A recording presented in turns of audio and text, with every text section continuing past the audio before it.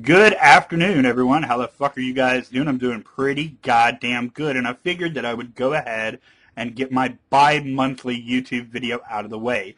Now, that's like the number one complaint I get these days.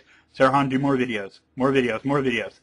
I will commit officially to 2 videos a month. Sorry, that's really all I can commit to or even care to commit to at this point. And in an effort to avoid making more videos than I would like to or have time to, I'm going to cover 2 topics in this video that have absolutely nothing to do with one another. First topic, the massacre of Brett Keane in Blog TV last night.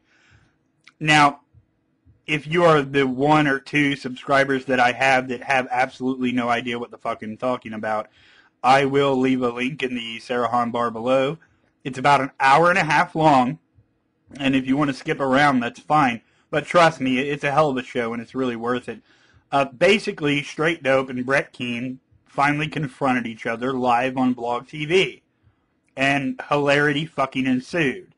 It ended, spoiler alert, it ended by Brett Keane doing what we all knew that he would do, hanging up on Straight Dope and running for the hills when he got called on his bullshit. Now, Brett Keane gets called on his bullshit all the time. But here's the thing about a pathological liar. I would imagine that if you're a pathological liar, your biggest fear is being caught in a lie. Like, in the same sense that if you're a kleptomaniac, your biggest fear is getting busted stealing some shit, right? But every day you're stealing. So there has to be an overwhelming amount of stress in being a pathological liar that I couldn't possibly fucking relate to. And I think I understand why Brett Keane split, right? I mean, he gets caught in 1 lie, 2 lies, 3 lies, 5, 7, 17, 20, all in a row, and the stress just weighs down on the poor bastard, and he can't admit the truth because, well, that's not what liars do, and so his only option is flee. Fucking flee, run, get out of there, get the fuck out of there now, right? And that's what he did. But I really don't want to talk so much about what happened in the chat.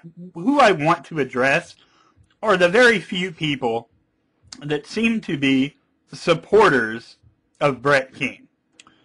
Now, while these people are indeed few and far between, I know who most of these people are, and I've actually had conversations with most of these people. Let's run down the list. S. Samph, or as in Mendham would call her, S. Skinarf, which is really funny. Sister Sunshine, a YouTube favorite of mine. Jesus Freak, another YouTube favorite of mine. A guy named Sharpie that nobody really cares about, and then there's J-Dub. Now, J-Dub, I'm going to leave him out of the conversation because we all know what's going on there, don't we? Right. Case closed. I actually subscribed to J-Dub. Really good material. Anyway, we all know what's going on there. To the rest of you, S. Samph, I'll start with you because you seem to be the one most hell-bent on coming to Brett Keane's rescue. Now, I can only think of a couple of reasons that you would do this. The most obvious being that you feel bad for Brett Keane and all the shit that he gets. But as someone who, with your reputation, the fact that you feel sympathy and that's why you're defending Brett, that, yeah, I'm having a hard time believing that. The other situation could be that you actually are convinced by Brett Keane, which means that you're absolutely fucking dumb. No, I mean, that's what it means. If you were in that Blog TV chat last night, and you were, saw you there, and you thought that Brett Keane's arguments against Straight Dope were compelling and made sense and were accurate, then you're an idiot. But I don't think you're that fucking dumb. Sorry, you're not J-Dub. You're not that fucking stupid. Okay? You might be quite fucking stupid, but you're not that stupid. The fact that so it's a mystery to me, like why you want to defend this guy. I'm really confused about that. Now, if it turns out that you do just want people to leave him alone and back off and that sort of thing, I'm going to get to a solution to that problem. Same goes for Sister Sunshine, Jesus Freak, all the people that commonly hang, or that Brett Keane hangs around in Stickham. I'm going to give you a little piece of advice.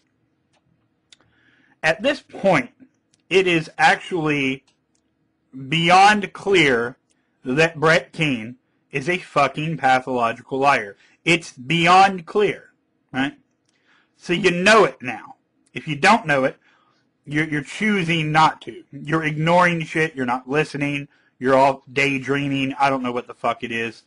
But if you listened to the conversation last night and you heard everything that was said and you still want to come to Brett's rescue, you still want to help him, you want people to back off of him and cut him a fucking break, here's the advice you give to Brett. Brett, we're cool, right? We're buddies, right? We chat on Stickam. I kind of like you. Why don't you just tell the truth and apologize? There it is. Hey, there it is. That would solve just about all of Brett Keane's problems. Well, not all of them, but this one, right? Tell the truth. Apologize. You want to be a friend to someone? You actually care about another person? Then you try to persuade them to do the correct thing. Do the right thing and be honest. You do not help a pathological fucking manipulative snake like Brett Keane by encouraging him. Oh, they were making fun of me. I was harassed by a mob of faceless trolls. Yes, you were, Brett. Yes, you were. We've got your back. We'll be here for you. Bullshit. You want to be there for somebody that matters to you for whatever fucking reason. Tell them to do the right thing, and maybe they can save just a little bit of goddamn integrity. That's your solution. You're basically enabling a pathological liar. That's your role in this. All these people that you look at as Brett Keane's fucking trolls and enemies and what he would call haters, right, are people that actually give a fuck about the truth. Okay, second topic, completely unrelated to Brett Keane. I know, it's exciting, right? I'm pretty excited too. I'll put a link in the Sarahon bar of the video that I'm referring to, and it's another one of these videos by some Christian guy, some random dude, all about how atheism is a religion. And I didn't watch much of this video because I've heard all that shit before, and, you know, it's really boring to me. Instead, what I did was I left him a comment. It was a question, and my question was as follows.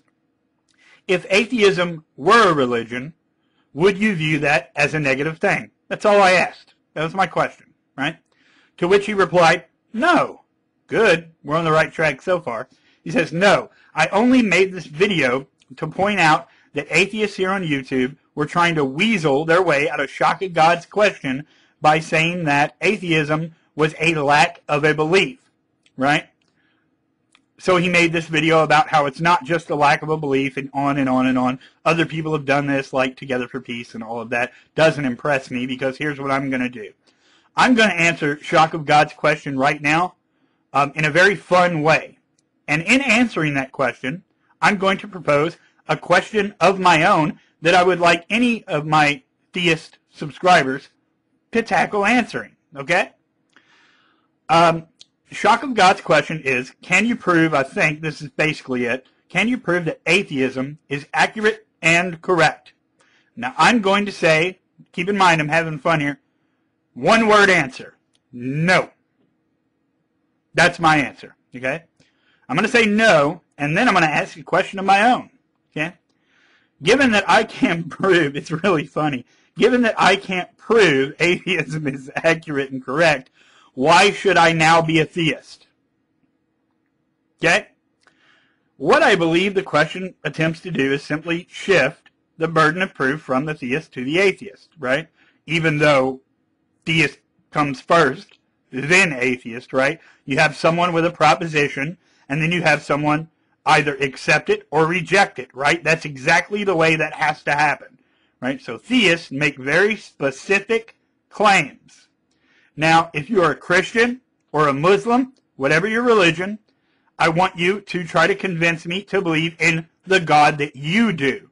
Not God as some general concept, but the God that you believe in. So, again, no, I can't prove that atheism is accurate or correct.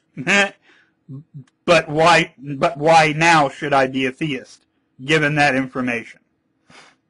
Okay, that's it. That's really all I wanted to say about that. It's a really lame attempt, like I said already, to shift the burden of proof, and we all know that. So take a shot at my question. Given that answer, why should I be a theist? All right? There we go. Everybody have a good day. Peace.